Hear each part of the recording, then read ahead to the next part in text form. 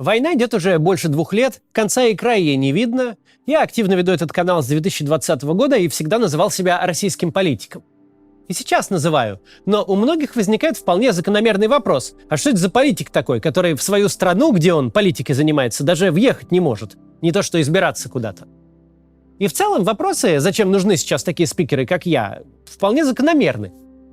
Ну да, говорят нам, вы были либеральной оппозицией. Вы проиграли, в стране правит Путин, и никакого либерализма нет. Так почему бы вам не заняться чем-то еще? Можно даже канал продолжать делать с аналитикой и историческими роликами, но зачем, вот говорят мне, ты политиком себя называешь? Я хочу сегодня попробовать на это ответить, а также сделать небольшой манифест. Какие у меня цели и чего я хочу добиться. Классическое понимание политика как человека, который борется за власть, участвуя в общественной дискуссии и в выборах, в автократии неприменимо. Потому что честных выборов нет, да и общественная дискуссия контролируется. Наша команда и я лично с 2012 года пытались быть политиками демократического типа в недемократической стране. Я избирался сам, помогал избираться другим, раскачивал безнадежные избирательные кампании, руководил НКО. Мы вовлекали адекватных людей в политику, избирали людей не из системы, муниципальными депутатами и даже в Мосгордуму, шатали вместе с Навальным выборы мэра Москвы. Чтобы иметь возможность общаться с людьми при контролируемых СМИ, я создал этот канал. Где-то с 5-й попытки даже что-то стало получаться. Мы создавали политическую силу. Без формальной регистрации, которую получить было нельзя, но со всеми реальными ее свойствами. Хорошей организацией, региональными отделениями, представительством в органах власти, своими медиаресурсами. Люди наших взглядов учились агитировать, общаться с другими людьми, представлять их интересы, работать в коллегиальных органах, участвовать в дебатах. Мы понимали, что при путинизме 10-х или начала 20-х мы не сможем сделать настоящую, большую, формально зарегистрированную либеральную политическую партию. Но мы хотели быть готовы к моменту, когда такая возможность откроется, чтобы моментально выкатить готовую и хорошо работающую структуру. С 2022 года деятельность на Земле эта стала больше невозможной. Мы долго строили фундамент для будущей структуры непосредственно в пасти у крокодила. При этом, когда сильно запахло жареным, мы сохранили главное – всех наших людей. Ни один человек не сидит за участие в деятельности нашей команды.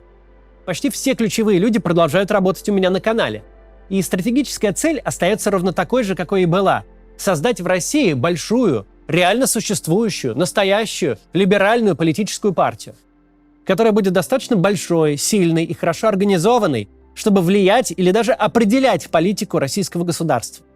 Понимаю, что то, что я сейчас говорю, звучит странно, и поверить в это сложно, если называть это целью.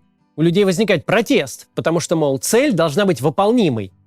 Но мы можем называть это не целью, а мечтой, например. Давайте поговорим о том, чего мы хотим, какой мечтаем видеть нашу страну. Наша страна должна основываться на принципах прав, свобод и интересов человека. Благополучие человека, его возможность развиваться, заниматься тем, что ему нравится, жить в достатке, быть здоровым, получать хорошее образование, быть защищенным в своей стране. Это должно быть фундаментом российской политики. Россия должна быть мирной страной, сотрудничающей со всеми адекватными государствами в своих собственных интересах. Усилия российского правительства в первую очередь должны быть направлены вовнутрь, на улучшение жизни россиян. В России должно быть просто и безопасно заниматься бизнесом. Граждане и предприниматели не должны бояться силовиков. У нас должна быть лучшая в регионе система здравоохранения и образования. Во-первых, чтобы наши граждане получали лучшие услуги, а заодно мы должны использовать эти системы, а также имеющиеся, еще сохраняющиеся преимущества общей языковой среды в регионе, чтобы привлекать к нам самых талантливых и обеспеченных людей из соседних стран. В нашей стране каждый должен чувствовать себя в безопасности и жить благополучно, независимо от своего пола, вероисповедания, цвета кожи, происхождения, акцента, знания языка, сексуальной ориентации. Мы должны быть страной возможностей. Страной, где законопослушный человек чувствует себя хорошо и может заниматься тем, что ему нравится. Защищать это все должна независимая, честная и сильная судебная система. Эта мечта, возможно, звучит сейчас наивно, но вообще-то все это базовые либеральные ценности. И если выйти с ними на выборы, то их поддержит абсолютное большинство россиян. С людьми, разделяющими эти банальные и наивные ценности и готовыми что-то делать для их продвижения, мы и должны сформировать партию. Я уверен, что если прямо завтра ее можно было бы безопасно создать, то просто из зрителей этого и других моих роликов мы бы сформировали партию, которая сразу же стала бы второй в России по численности. И мы с вами это сделаем, как только так сразу. Мечта — это хорошо, но я всегда стараюсь быть практичным человеком и думать, что на практике я могу сделать для реализации этих целей сейчас. Первое и главное, что сейчас я могу, это продолжать вести этот канал. Одна из задач этого канала — это давать информацию для россиян в целом, и о ней мы поговорим позже. Но главная задача этого канала — объединить людей вокруг определенного подхода к жизни и к политике.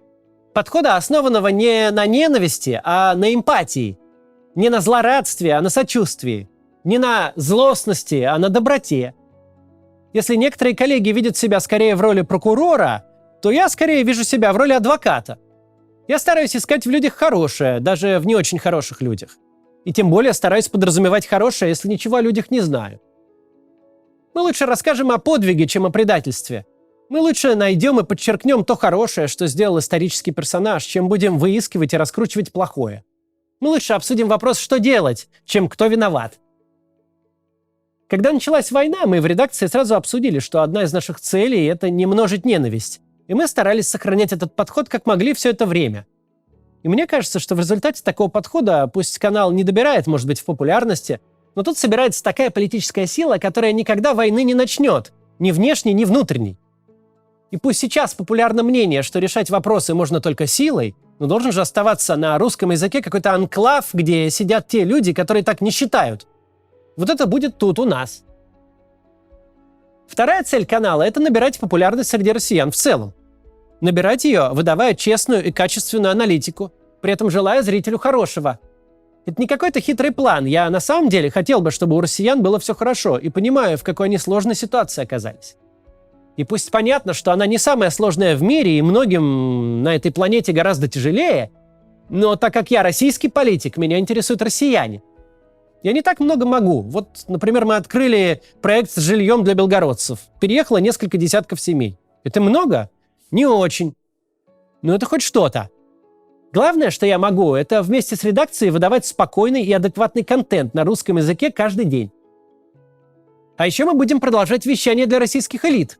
Я думаю, вы заметили, что я часто к ним обращаюсь и что-то пытаюсь объяснить. Это не просто так. Насколько я знаю, меня активно смотрят во многих российских учреждениях. На всех уровнях. Несколько раз такие люди даже встречались со мной, когда приезжали в Израиль. Я спрашивал, почему они меня смотрят. Они объясняли, что внятную и независимую аналитику не так-то просто найти, а мы даем довольно точную, в то же время свою собственную аналитику. Нами не рулят никакие группы интересов. И такой взгляд ценен. Ну и, смотря меня, у них нет ощущения, что я всех их собираюсь перевешать на столбах. Мне кажется важным, что такие люди смотрят канал. Возможно, наше мнение сподвигнет кого-то из них уволиться или совершить какие-то адекватные действия в момент, когда изменения станут возможными. Смотрит канал много людей. Кто-то из тех, кто мой канал смотрит, пойдут потом с нами делать либеральную партию. Кто-то нет. Кто-то посмотрит сейчас, а потом будет заниматься своей жизнью и будет за нас только голосовать. А может, кто-то и голосовать не будет. Это не важно.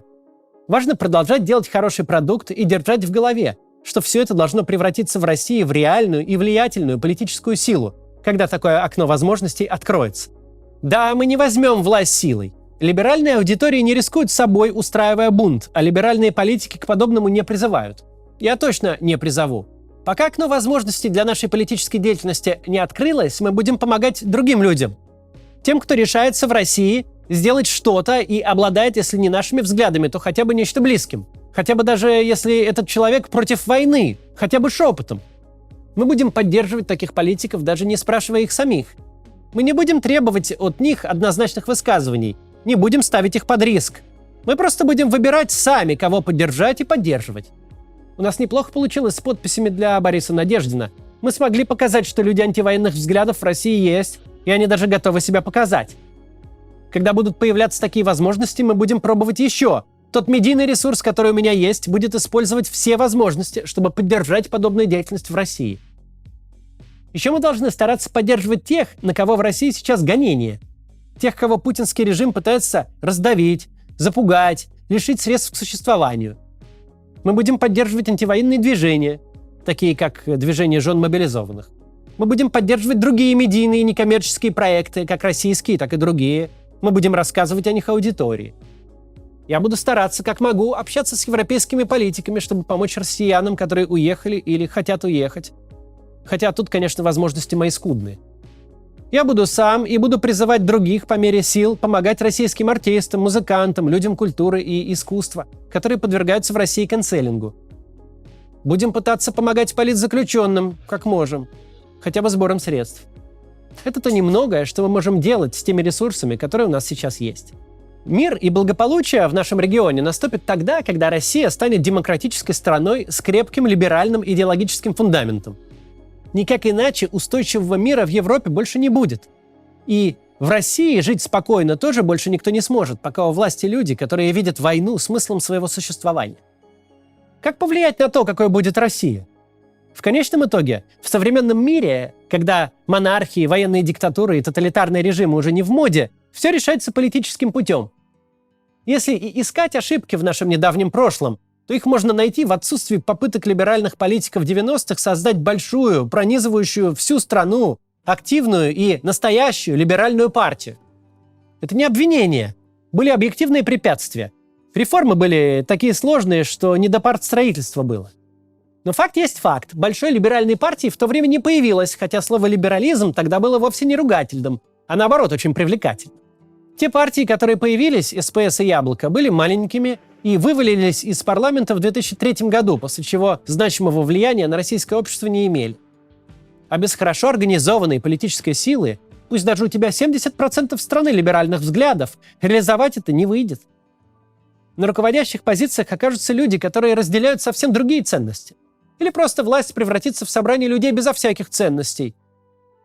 И в том, и в другом случае узурпировать ее будет намного легче. Вот этот урок я бы хотел, чтобы мы извлекли, и в следующий наш шанс эту ситуацию не упустили. Я не хочу быть президентом России, я для этого не подхожу. А вот построить хорошо работающую, хорошо организованную, основанную на либеральной идеологии большую политическую партию, вот это я, наверное, могу. Так и попробуем дальше жить. И продолжим видеться с вами ежедневно. В конце давайте послушаем песню «Монеточки» из нового альбома. Как раз в тему. До завтра. Где-то выше крыш обгоняет звук рейс Москва-Париж, Киев-Петербург. Не найти пустого места, братья, бабушки, невесты. И, конечно, ты мой милый друг. Я мотаю кассету на следующий кадр, где уходит злодей. Костями хрустят, самолеты не возят, патроны на склады, самолеты развозят. Людей по гостям, где дороже, чем жизнь, ничего не бывает. Всем безумцам в больнице хватает корон, где салют в Новый год никого не пугает. И в теории можно затеять ремонт, можно даже забыть про дверные защелки и случайно остаться совсем нараспах. Целовать своих крошек в румяные щеки и таскать их с собою в нелепых кульках. Стать наивной опять и увидеть осколки лишь в музее с фрагментами из дневников. И всегда говорить только правду, поскольку это очень приятно и очень легко. Где-то выше крыш обгоняет звук рейс Москва-Париж, Киев-Петербург. Не найти пустого места, братья, бабушки, невесты. И, конечно, ты мой милый друг. Уже дотянулись макушки сосны до неба и скреплют по краю. Уже мудрецами изобретены секреты бумаги в Китае.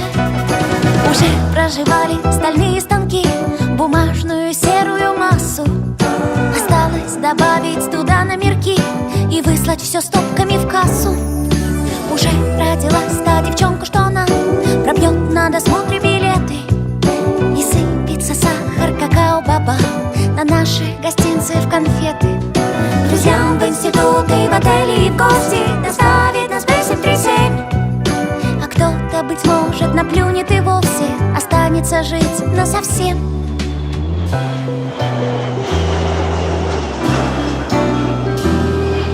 Где-то выше крыш